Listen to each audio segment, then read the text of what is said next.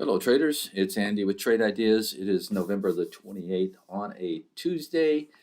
And once again, we're still looking at a huge run in the SPYs. We are getting a little bit tired. You can see the last 3 days up here. It just seems like we're getting exhausted at these levels.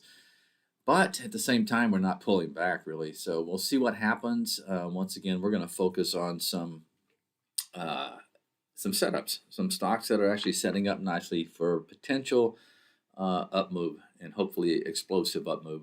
First on the list, I'm going to give an old school Oracle. Okay, I like the way this is setting up, and you can see there. I trying to remember when it had earnings. It's no longer on our charts here, but you can see the 10-period moving average the last couple of days. It has tagged it and bounced off of it nicely.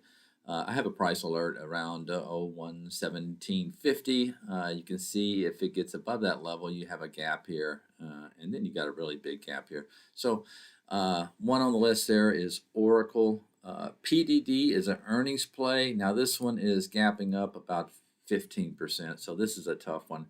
Nice setup going into earnings, and you can see there, and just kind of could be a gap and go, but I really don't like chasing these stocks up, 15, 20%.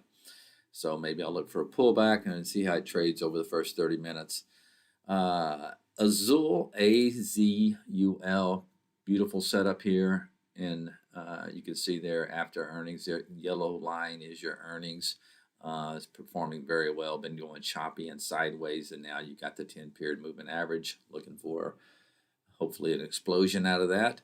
One last one on the list is for a pullback. I bought this PLTR yesterday off the 20 period. I've been just kind of watching it, waiting for this, and I got my a bid down there around 18. I believe it was 18. Well, anyway, 70 or something like that. But that's it for today. Keep it tight. We'll talk to you tomorrow. Bye-bye.